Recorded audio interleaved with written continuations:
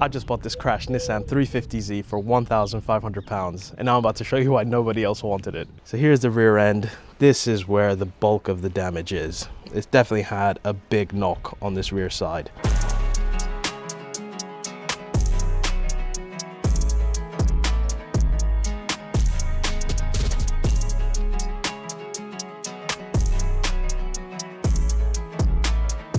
So there has been a big crash. This is the bulk of the damage here, and this rear suspension is completely shot as well. I'll get up onto the jack stand so you can see exactly what it's like, but this side here, this is the bulk of the damage, so we got a lot of work to do. From this angle, honestly, this car looks absolutely incredible. It does have Brembo brakes. It's even got a aftermarket steering wheel. In the interior, there's a couple of airbags that have gone. It's the passenger seat and the curtain airbag. But the interior, I really do like this color. So first up, I think just want to make sure that this car actually runs. So let's see if we can get it started. I'm going to check the oil first just to make sure that it actually has oil and hasn't leaked through, so we're not running it dry. Let's take out this dipstick and see what we're looking at. All right, it has oil. It actually doesn't look too bad. Okay, so she's got oil. Let's see if she cranks over. I expect the battery's going to be completely dead, but let's see. This interior is absolutely filthy, but I really do like this color. I mean, these seats, they are gone. But hopefully these can be reupholstered.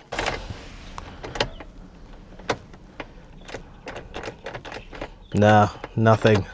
That's no worries. Using the trusty C-Class to jumpstart the car. All right, let's see if that'll do it. It should do it.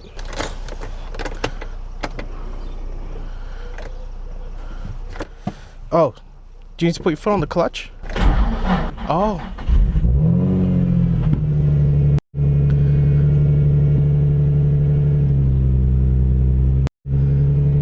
This car is so loud.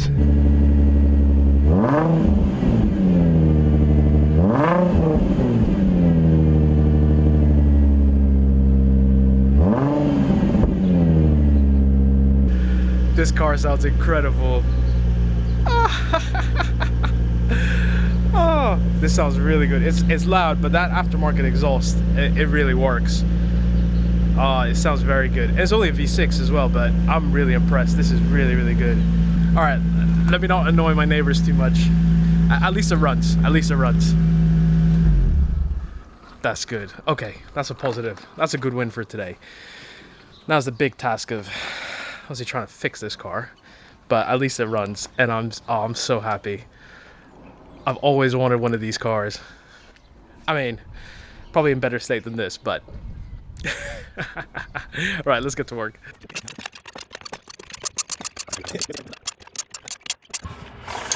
Right, you ready for this? This is the money shot.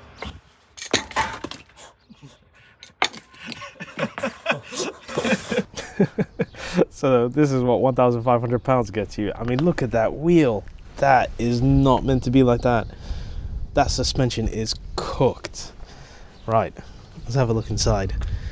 Oh man, this is bad. Okay, I thought the upper control arm may have broken, but that seems to be okay. But this looks like it's part of the the knuckle, the wheel knuckle, and you can see it's proper snapped clean off. The bolts are still there, and obviously the axle is completely gone as well. That'll need replacing. I think I think that's a drop link. That's gone. And what else? I think there's another, might be hard to see, a tow arm that's pointing down to the ground.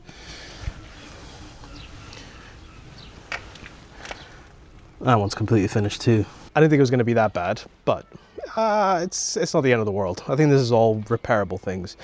So let's secure the car properly, and then I'm going to start stripping off the rear bumper as well so we can assess the extent of this frame damage. Usually removing bumpers on Japanese cars is pretty straightforward. It's just a couple of bolts and just removing the headlights to access them. Okay, I think the boot is ready to come off. Just unplug.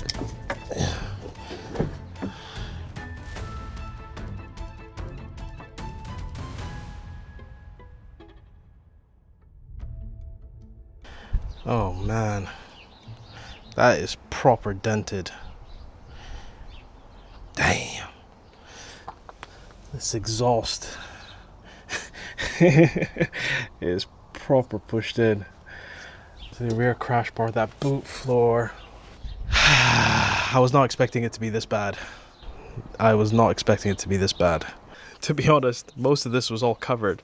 I wondered whether there's a little bit of denting here. I thought maybe that's why it was a Cat S. So yeah, I was not expecting it to be this severe. Now these were some of the listing pictures from the auction site when I was bidding on the car. And the damage doesn't look too bad, but that rear bumper was really covering a lot of that damage up. We still have to strip out the interior as well just to see the extent of how far this damage has gone into the boot of the car.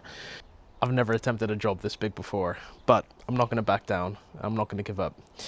I think it's repairable. It's just question is whether I could do it. I've never welded before. I've never fixed, chassis legs or frame damage. So I'm going to figure it out, and I'm going to take you along for the ride. So you're either going to watch me fix it or completely wreck it and then scrap it for parts. Hopefully it's not that. It's always such a big risk buying crash damaged cars from auction because there's not many pictures available online and you can't physically go and see the cars as well. So it's really tough to know the extent of the damage. Some people might think it's a fool's game buying these crash damaged cars because you'll always spend more money than you'll ever make back. And honestly, I think in this case, they might be right. But really, my heart is sinking with every piece that I'm removing because it's just exposing more and more damage.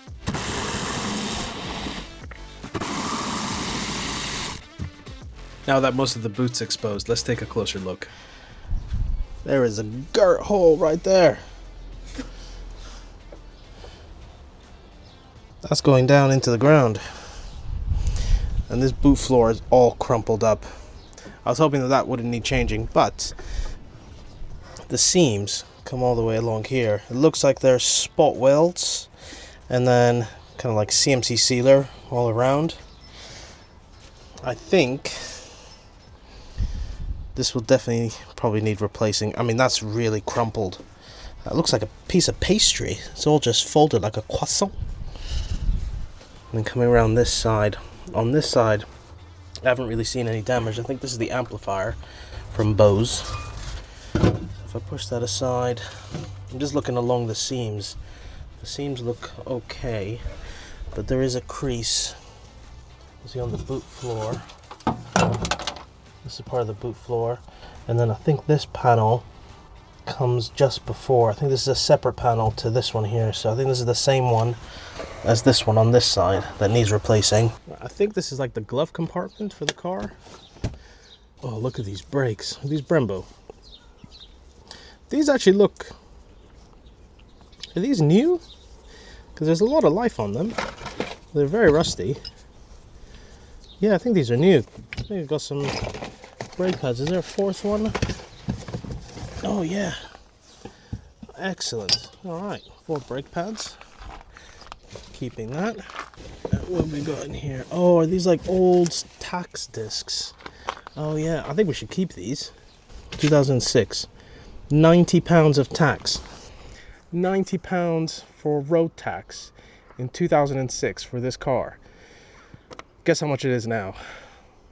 700 quid. I think it's a bit more, 700 something. Man, what a time to be alive, huh? Alright, let's keep digging. This is cool. This is a nice memento. So I thought I should probably get back to work and start removing the rear wheel to undo the broken suspension components. I didn't really have much of a game plan, but I thought I'd start with the shock absorber, as it was quite easy to reach, and then trying to undo the upper control arm, which I then found to be quite a challenge.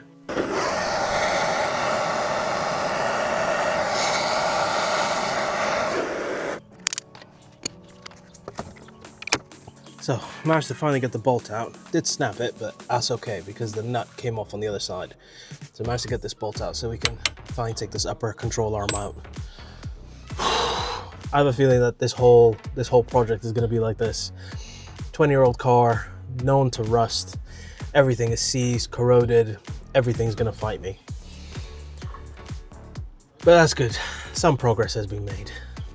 After battling for about an hour trying to get this upper control arm out, it finally comes loose, and you can see how bad that damage is. I think we can see a little bit more about what's going on. Now this subframe, this is part of the subframe. I'm not sure if that's actually bent. It does look a little bit wonky. However, these two parts on either side, obviously this bushing, which I think holds the toe arm, which is hanging down there, this thing here, that's where it snapped off from.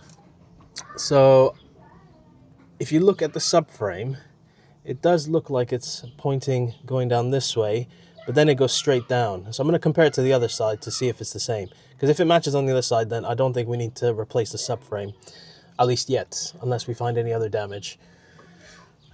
But yeah, this axe, this thing is, this is pretty much out completely. Oh, that's proper snapped. So my next job was to try and remove the hub assembly from the spring bucket, so you can see me trying to undo the bolt here. This one actually wasn't too bad, so it finally came out, just needed a little bit of brute force with a good old-fashioned hammer. Then I turned my attention to the brake calipers. I'm just using a breaker bar to break loose the caliper carrier bolts, and also using my impact just to speed things up. Then I can move the brake calipers out of the way. Now the next task of separating the brake disc from the dust shield was a right pig of a job, so I called in some big muscle to give me a hand. Now once the Royal We managed to get it removed, I started to tackle the parking brake line. So this was just held in with the parking brake calipers, just a couple of springs that needed to be undone. I've done this a couple of times before, so I knew what I was doing, and I managed to get it off quite quickly. And that's the wheel assembly off. Now to remove the bolt from here, it did snap. Right there, that's the nut. So it completely snapped off, which is fine, because we can change the hardware.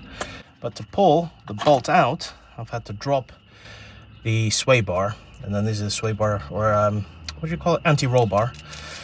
This is the anti-roll bar bush. This whole thing is completely rusted, so but hopefully I should be able to, there we go, pull that bolt out. That's snapped, and this is part of the one of the lower, I think the lower control arm, and that's being sheared right off. So I think the next best job is to remove the axle. And I think there's 6 bolts holding it into the diff. So I'm just going to spray it with lots of rust remover.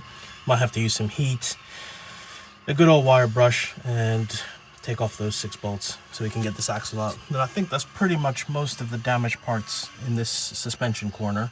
Okay, little sit rep. Because this car is an absolute rust bucket, I wanted to remove the axle. Now to remove the axle, it keeps spinning along the diff. And so I thought, okay, fine, at least just to get myself a bit more access, let me remove the exhaust. The exhaust is bent like anything, so that needs to come off anyway. So I said, that's fine. So it's aftermarket exhaust, so it hasn't been on for too long, so it shouldn't be too rusty. So I removed the bolts here on the exhaust. Now there's one here and one on the other side. That wasn't too bad, that was okay. But to actually drop the exhaust, it's held on the brackets, on the exhaust hangers. And the exhaust hangers, so there's one right up there. That one's really bent as well. So I've put grease and everything all over it, but that's not coming out. So I said, okay, fine, I can't get that one out. It's the same thing on the other side as well. So the next thing, let's remove the exhaust hangers. The exhaust hanger bracket. Now there's 3 bolts. I've managed to get one out. These 2 are loosened as well. They're not really bolts anymore. The amount of rust and corrosion that's on it is nothing like I've ever seen before. So I've managed to take this one out. I need to do the same on the other side, and then we can drop the exhaust to give us a bit more access to get back on the axle to remove it from the diff. So I've got a feeling that this is what this project is going to be like. Every single bolt is just completely rusted and corroded. But we're making some progress, slowly but surely. Okay, I changed my mind. Because the exhaust bracket is completely cooked, I'm just gonna cut the rubber that's holding it on, because it's much easier that way. Right, I'm not messing around anymore. I'm breaking out the big guns. Let's do this.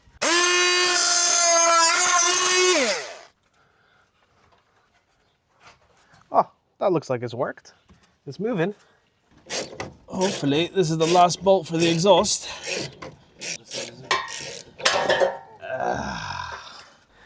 You know what we have to do now?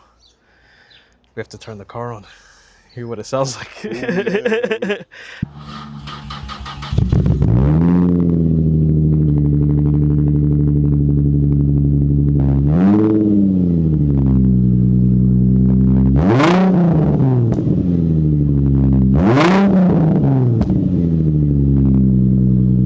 Now, I could easily get carried away just listening to that exhaust, but I thought I should probably get back to work and try removing this axle. Every single one of those bolts were so incredibly seized, but eventually it finally managed to come out, and I managed to get this axle out of the way.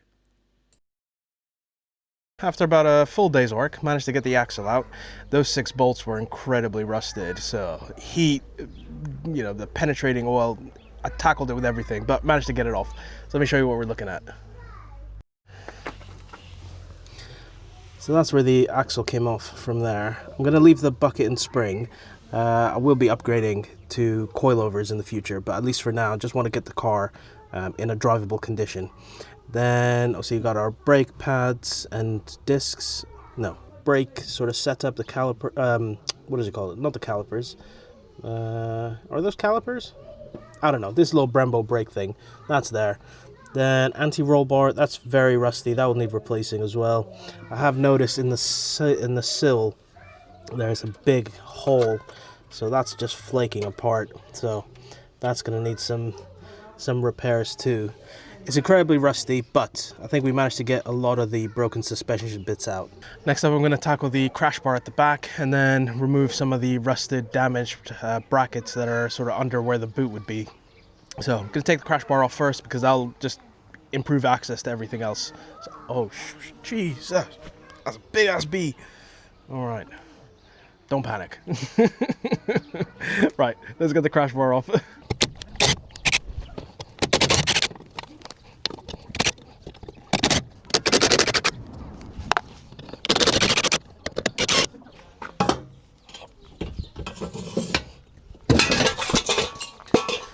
There we go.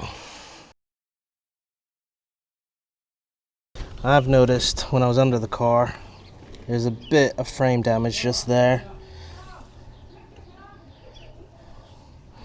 Otherwise, this cross frame here actually looks to be quite straight. This bracket was completely destroyed, I think by the exhaust, as it just completely pushed in. So this is going to be a bit of a challenge. Well, say that, you can literally just pull it off.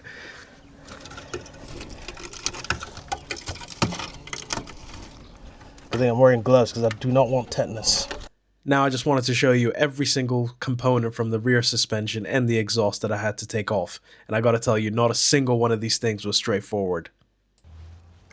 I thought this was just a lightly damaged 350Z that I could fix, but this back structure is completely gone. And I don't know if I can save this car, because if I can't, then I would have just wasted £2,000. So I need to figure this one out. Thank you guys so much for watching. If you enjoyed the video, give it a thumbs up, make sure you subscribe, and I'll see you on the next one.